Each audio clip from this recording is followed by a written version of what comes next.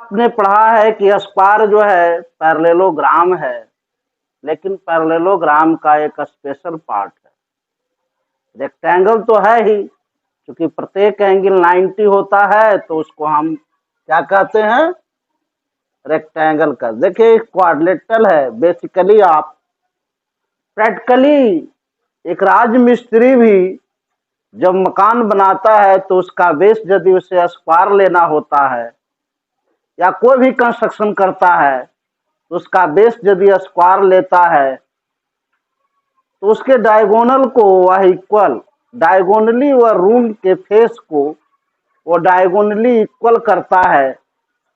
Equal करने के बाद, डायगोनल इक्वल करने के बाद प्रत्येक आर्म्स को बराबर लेता है, तो उसका फेस जो निकल कर आता है सामने, वह स्क्वायर आता है। That is the basically concept, मतलब रेगुलर क्वाड्रिलेटरल।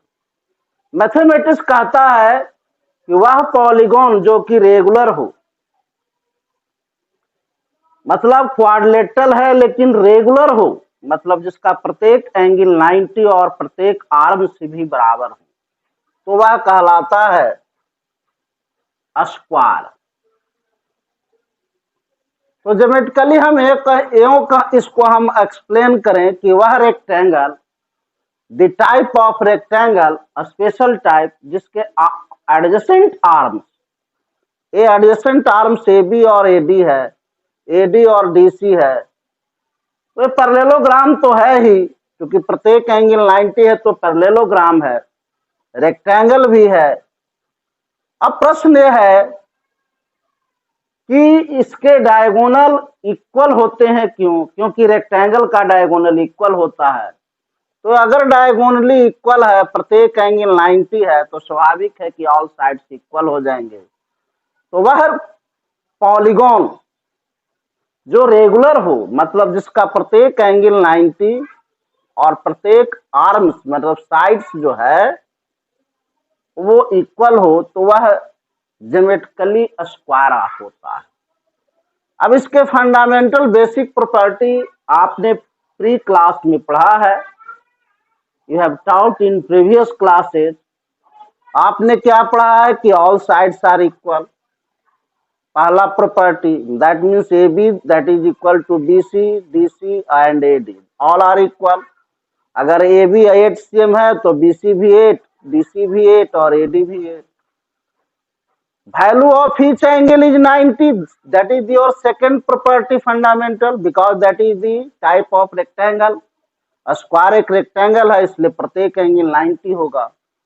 तीसरी बात, ये टाइप ऑफ पैरेललोग्राम है, तो अपोजिट साइड पैरेलल होगा, A D parallel D C, क्योंकि एडजेसेंट एंगल का सम क्या है, सप्लीमेंट्री है, तो अपोजिट साइड पैरेलल होंगे और इक्वल भी होंगे। ऑल साइड्स इक्वल है तो अपोजिट भी equal.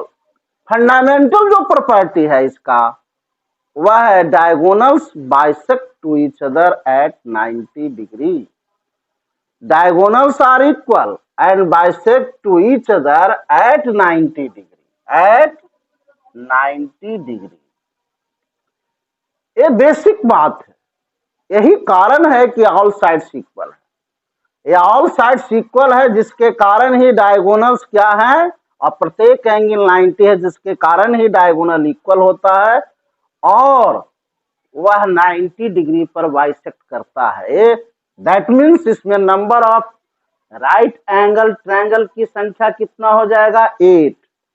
That means A O B जो ट्रायंगल है, A O D, D O सी और बी ओ सी, चारों सेक्शनल ट्रायंगल जो है डायगोनल के इंटरसेक्शन से चारों कन्ग्रुएंट है, मतलब चारों हर तरह से बराबर है।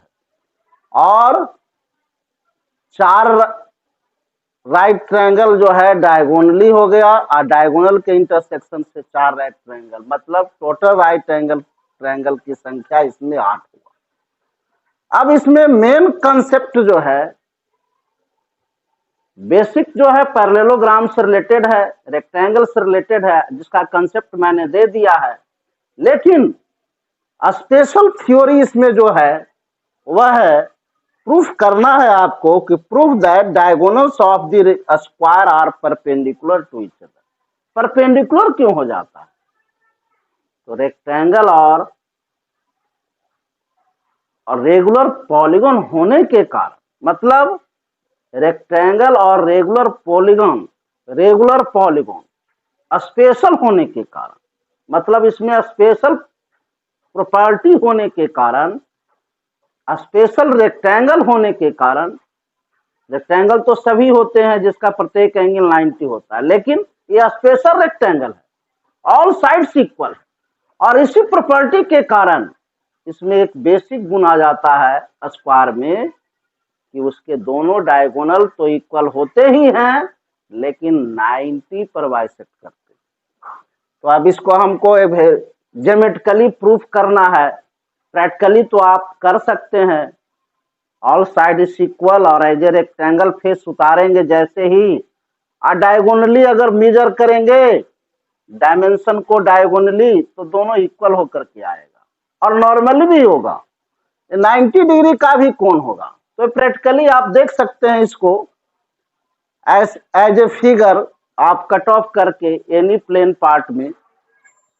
लेकिन अब हमें ज्योमेट्रिकली इसको प्रूफ करना है, तो आप देखिए एबीसीडी एक मैंने सपोज किया है, एक एज्यूम किया कि एबीसीडी एक क्वाड्रिलेटरल है जो रेगुलर पॉलीगॉन है, दैट मीन्स प्रत्येक एंगल 90 है और ऑल साइड्स इक्वल है, दैट मीन्स स्क्वायर है एबीसीडी, जिसके डायगोनल एसी एंड बीडी ओ पर इंटरसेक्ट कर रहा है, जिससे 4 गो डायगोनल के सेक्शन के कारण 4 राइट एंगल ट्रायंगल बन रहे हैं, 4 ट्रायंगल बन रहे हैं, 4 ट्रायंगल बन रहे हैं, इनर ट्रायंगल। आपको ये प्रूफ करना है कि ईच आर कॉन्ग्रुएंट और ईच आर राइट ट्रायंगल, मतलब सब का डायगोनल के साथ जो इंटरसेक्शन पॉइंट के साथ जो एंगल बन रहा है वो 90 है, मतलब 1 बराबर 2 that is equal to 90 degree. You have to prove, आपको प्रमाणित क्या करना है कि diagonals intersect to each other what 90 degree, मतलब 1 और 2 90 है। आप कोई भी एडजेसेंट ट्रायंगल ले लेंगे, जो डायगोनल से 4 ट्रायंगल बन रहे हैं इंटरसेक्शन से, एक बन रहा है एओडी, एओबी, दूसरा तीसरा हो गया बीओसी, चौथा हो गया डीओसी।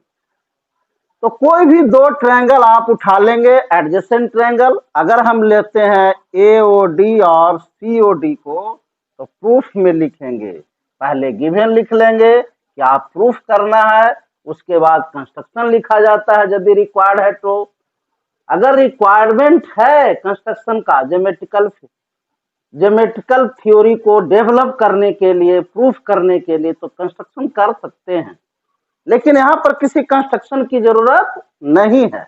तब हम सीधे जाएंगे कहाँ, प्रूफ में। तो प्रूफ में हम कौन ट्रायंगल उठाने के लिए कहा, adjacent triangle, internal adjacent triangle. तो आप कोई भी 2 एडजेसेंट ट्रायंगल को ले सकते हैं, मैंने लिया एओडी और सीओडी, तो इन ट्रायंगल लेंगे एओडी एंड ट्रायंगल सीओडी। गौर से देखिए मेरे प्यारे बच्चों, चूंकि यह पैरेललोग्राम है,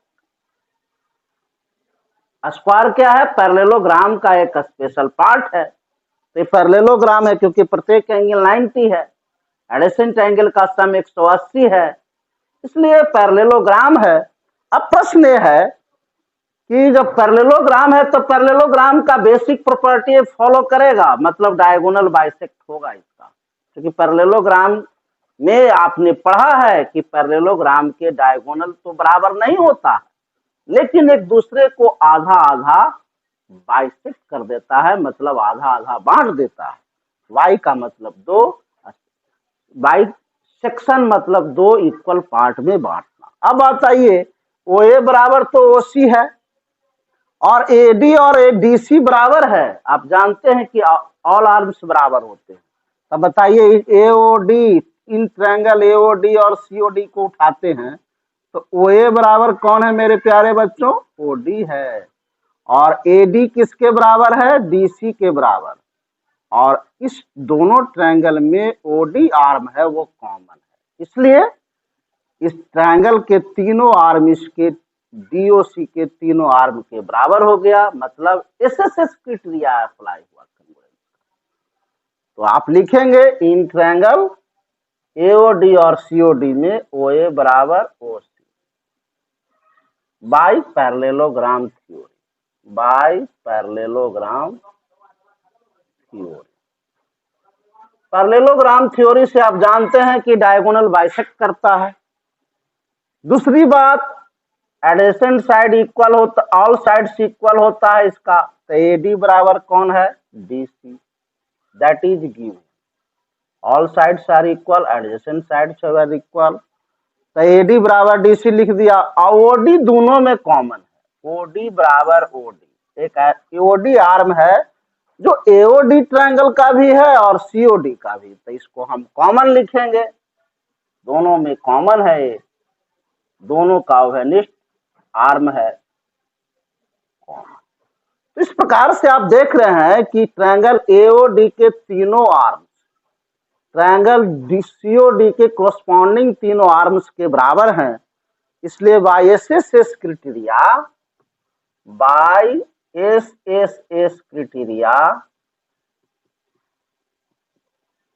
ट्रायंगल एओडी कॉन्ग्रुएंट ट्रायंगल हो गया। अगर एओडी कोरस्पॉन्डिंग लिखेंगे, एओडी लिखे तो आप लिख सकते हैं सीओडी, अब हो गया ट्रायंगल सीओडी कॉन्ग्रुएंट हो गया एसएसएस क्राइटेरिया से, corresponding all arms are congruent equal, so that is applied SSS criteria, by applying SSS criteria both triangles are congruent। तो जब congruent है तो हर पार्ट आप बराबर लेंगे, इसलिए आप लिख सकते हैं एंगल एओडी, एओडी मतलब ए एंगल एओडी बराबर एंगल सीओडी, किससे, तो आपको राइट है सीपी सीपी से। जब कॉन्ग्रुएंट फिगर होता है मतलब सभी अंग से बराबर है, तो आप कोरस्पॉन्डिंग पार्ट लिख सकते हैं, बशर्ते कि इस साइन जो लगा हुआ है कॉन्ग्रुएंट का, इसके पहले जो आप ट्रायंगल लिखे हैं उसी के कोरस्पॉन्डिंग दूसरा ट्रायंगल लिखिए, और यहाँ से आप एंगल उठा लीजिए, वो किसके बराबर है, इस ट्रायंगल का एओडी एंगल और इस ट्रायंगल का सीओडी, इस ट्रायंगल का ए, इस ट्रायंगल का सी, इस ट्रायंगल का डी, तो इस ट्रायंगल का भी डी बराबर होगा। मतलब ये एंगल जो है 45 डिग्री भी हो जाएगा, ये दोनों बराबर है, 90 रहेगा तो 45 हो जाएगा, मतलब प्रत्येक एंगल 45 होगा और हर ट्रायंगल आइसोसेलेस राइट ट्रायंगल बन जाएगा। तो इस ढंग से आपने साबित कर दिया कि एओडी बराबर सीओडी, दैट मीन्स कोण 1 बराबर कोण 2, ये आ गया पहला रिजल्ट। और दोनों आप देख रहे हैं कि स्ट्रेट एंगल है, 1 और 2 मिलाकर कितना है मेरे प्यारे बच्चों, तो 1 + 2 बराबर 180 डिग्री। सेकेंड आप केस जानते हैं bye linear pair, linear pair. अब यह स्पष्ट है कि दो एंगल बराबर, दोनों का समेशन 180, दो एंगल बराबर है और दोनों का सम कितना है 180, so each value equal to 90। तो from 1 and second, from 1 and second हम और आपने वैल्यू मिलाया तो कितना हुआ 180 और both are equal, so each value is equal to 90। अब देखिए 1 और 2 बोथ आर इक्वल और summation of both is equal to 180, तो आप लिख सकते हैं ट्वाइस कोण 1 बराबर ट्वाइस कोण 2 बराबर 180, दैट मीन्स कोण 1 बराबर कोण 2 बराबर हो गया 90। काट दीजिए तो ये 90 से कट जाएगा और इस प्रकार आप साबित कर दिए कि AC perpendicular BD diagonals equal तो होता ही है क्योंकि रेक्टेंगल है, लेकिन 90 डिग्री के साथ वो क्या करता है, बाइसेक्ट करता है, because all sides are equal, that is the special property of a square, a special property of rectangle, rectangle का ये स्पेशल प्रॉपर्टी जो है स्क्वायर में इन्वॉल्व होता है कि रेक्टेंगल तो है ये स्क्वायर, लेकिन स्पेशल रेक्टेंगल है। कैसा कि ऑल साइड्स इक्वल और डायगोनल्स तो इक्वल हैं, लेकिन 90